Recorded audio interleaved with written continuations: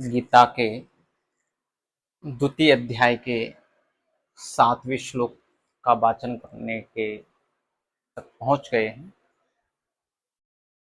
ये गीता के द्वितीय अध्याय का 7वां श्लोक है। इसके पहले प्रथम अध्याय है, ये द्वितीय अध्याय है और इसमें दोनों सेनाएं, पांडव और कौरवों की सेनाएं कुरुक्षेत्र में उपस्थित हो गई हैं। शंख बज चुके हैं। युद्ध की जब स्थिति थी तब अर्जुन ने कहा, शैनयोर भयोर मध्य रथम स्थाप्य मेच्युता। हे अच्युत, हे कृष्ण, हे मेरे सखा, आप मेरे रथ को दोनों सेनाओं के बीच लेकर चलिए और मैं बराबर की दूरी से दोनों सेनाओं को देखना चाहता हूँ। युद्ध करने से पहले जिनसे मुझे युद्ध करना है उन्हें मैं एक बार देखना चाहता हूँ।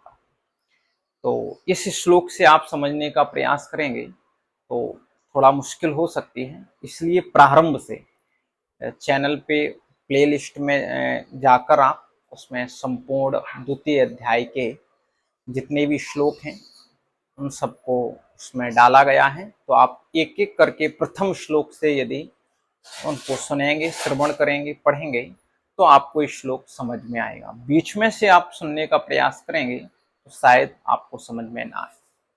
अर्जुन युद्ध करने से मना कर चुके हैं, गांडीव को रख दिया है, रथ पर बैठ गए हैं। ऐसी स्थिति है अर्जुन की और उस अवस्था में अर्जुन कुरुक्षेत्र के युद्ध स्थल पर भगवान श्री कृष्ण से क्या कह रहे हैं। और ये श्लोक जो 7वां श्लोक है इतना महत्वपूर्ण श्लोक है कि इसने ही पूरे जो अर्जुन का मनोदशा थी उसको बदल के रख दिया। संपूर्ण गीता का यदि निर्माण हुआ है तो इस श्लोक के आधार पर हुआ है। तो बहुत सुंदर और दिव्य श्लोक है। कई पाठ गीता के इस श्लोक से हमें अपने जीवन में सीखने को मिलेंगे। सबसे पहले वाचन कर लेते हैं।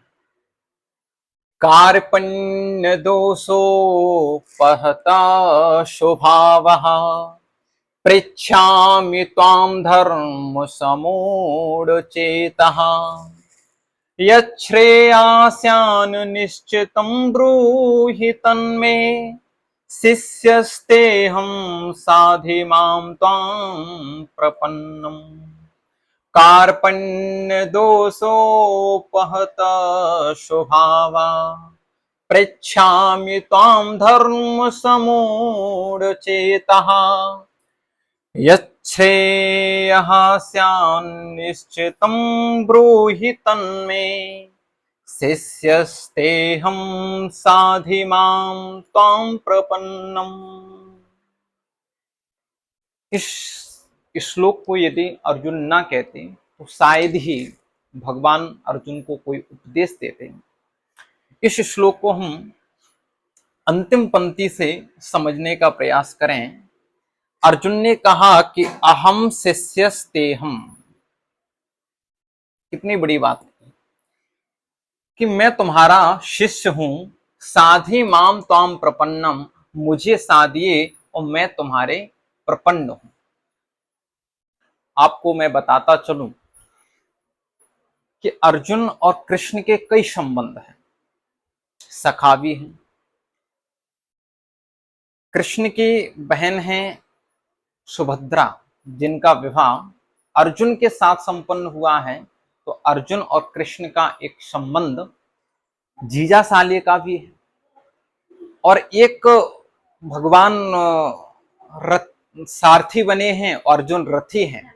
तो एक जो मालिक और ड्राइवर के बीच जो संबंध होता है वो भी संबंध, मित्र भी है। बुआ के मामा बुआ के बेटे हैं तो एक भाई का भी संबंध है। एक मालिक और जो ड्राइवर के बीच संबंध होता है वो भी संबंध है। जीजा साले का भी संबंध है, मित्र का भी संबंध है। लेकिन उन संबंधों को ताक पर रखते हुए अर्जुन ने कह दिया शिष्यस्तेहम, कि मैं शिष्य हूं और आप हमारे गुरु हो। आप विचार करिए, प्रथम अध्याय में अर्जुन बोलते रहे, द्वितीय अध्याय में भी अर्जुन बोले, लेकिन इससे पहले भगवान श्री कृष्ण ने अर्जुन को कोई उपदेश नहीं दिया। क्यों नहीं दिया? क्योंकि संबंध ही वो नहीं था। अब एक मित्र दूसरे मित्र को क्या उपदेश दे लेगा? नहीं दे सकता, ज्ञान दे ही नहीं सकता। अगर कहीं अर्जुन यहां कह देते कि जीजा थे हम, कि मैं तुम्हारा जीजा हूं, अब बताइए कौन से साले की इतनी हिम्मत है कि अपने जीजा को कुछ उपदेश दे दे, कुछ सिखा दे? तो कहा कि शिष्यस्ते हम, मैं तुम्हारा शिष्य हूं, आप हमारे गुरु हो, और साधी माम, आप मुझे साधिए। साधने का तात्पर्य है कि मुझे डांटिए, मुझे समझाइए, बताइए, सिखाइए कि मेरे लिए क्या उचित है। ताम प्रपन्नम, मैं तुम्हारे प्रपन्न हूं। अब जो यहां अर्जुन बोल रहे हैं और प्रथम अध्याय में जो अर्जुन बोल रहे थे, बिल्कुल अंतर हो गया।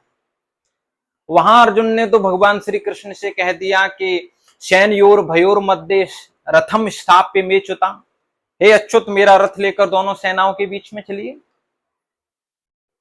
अब ये कोई शिष्य तो नहीं कह सकता है अपने गुरु से कि हमारा रथ लेकर दोनों सेनाओं के बीच में चलिए। वहां जो अर्जुन बोले थे वो रथी थे, सारथी से बोले थे, और यहां शिष्य बन गए हैं, प्रपन्न बन गए हैं, भगवान की शरण में चले गए हैं कि हम तुम्हारी शरण में हैं, मुझे साधिए, मेरे लिए क्या उचित है क्या अनुचित है, मुझे सिखाइए, बताइए, समझाइए, डांटिए, जो करना है करिए, हम तो तुम्हारे प्रपन्न हैं, शरणागत में हैं।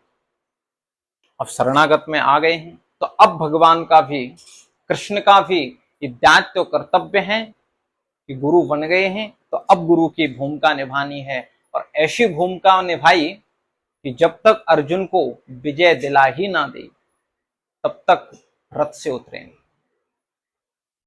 और हम सबके जो घोड़े की लगाम हो, हमारे जीवन में जो ड्राइविंग सीट पर हो, वो हमारे गुरुदेव ही रहे। और कहते हैं अर्जुन कि कार्पण्य दोषो पतः शुभावः, कि मैं कार्पण्य दोष से ग्रसित हो गया। कार्पण्य किसे कहते हैं?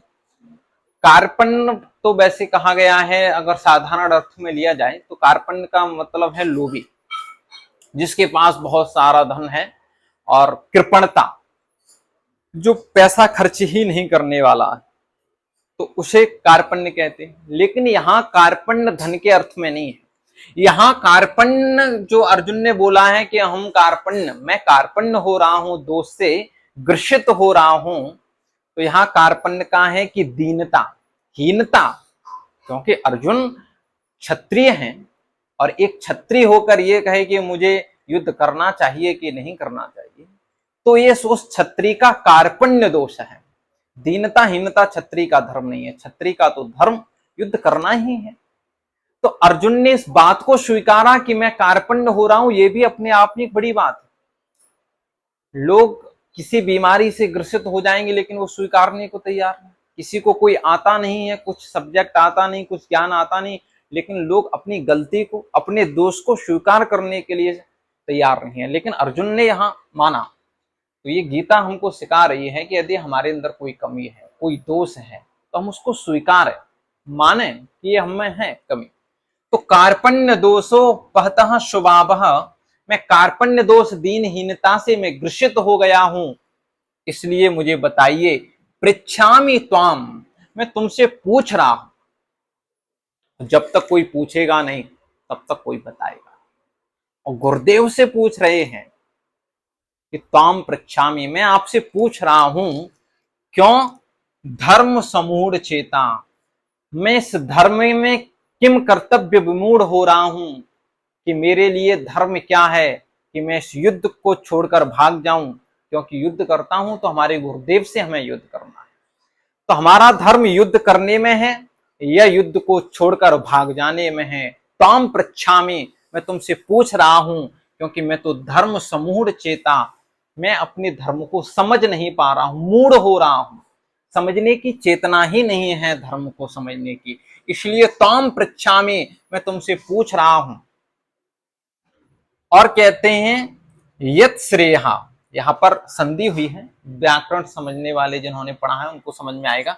यत श्रेया, हमारे लिए क्या उचित है, जो हमारे लिए उचित है, स्यात् निश्चितम ब्रूहि तन्मे, वह मुझसे कहिए, स्यात् मीन्स कहिए, यत जो, श्रेय जो हमारे लिए श्रेष्ठ है, उत्तम है, उचित है, निश्चितम निश्चित ही मुझे, तन में ब्रूहि वह मुझसे कहिए। तन मिस वह, में मिस मुझसे, और ब्रूहि मिस कहिए, मुझसे वह कहिए कि मेरे लिए क्या उचित है। मैं तो धर्म विमूढ़, किम कर्तव्य विमूढ़ हो रहा हूं, युद्ध करना चाहिए कि नहीं करना चाहिए।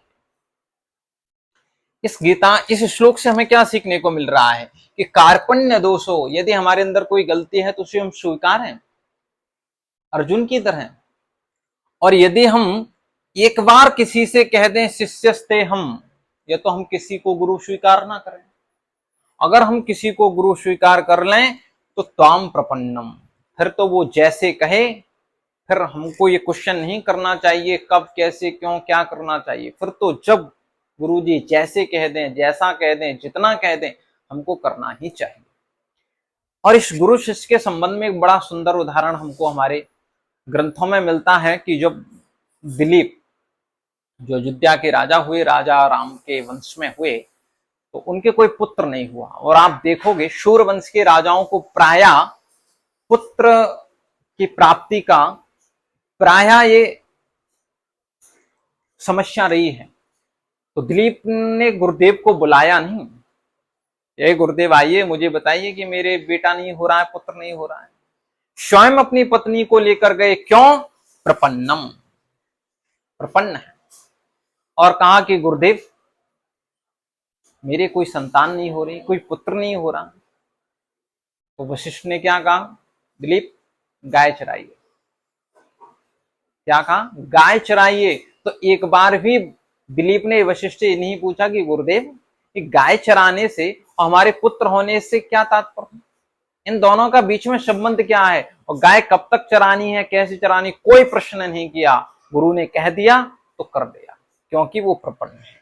इसलिए किसी को गुरु बनाओ, नहीं बनाओ तो प्रपन्न होगा। और यहां से पूरे संबंध ही बदल गए अर्जुन के और कृष्ण के। तब तक कृष्ण ने कोई उपदेश नहीं दिया जब तक शिष्यस्ते हम शाधि माम त्वाम प्रपन्नम कह नहीं दिया। पृच्छामि त्वाम, मैं तुमसे पूछता हूं मेरे लिए बताइए। जब तक ये अर्जुन ने कहा नहीं तब तक भगवान ने कोई उपदेश नहीं दिया। अब कह दिया है कि मैं शिष्य हूं, मैं तुमसे पूछ रहा हूं मेरे लिए क्या उचित है। अब यहां से भगवान उपदेश देंगे, और क्या उपदेश देंगे वो हम श्रवण करेंगे।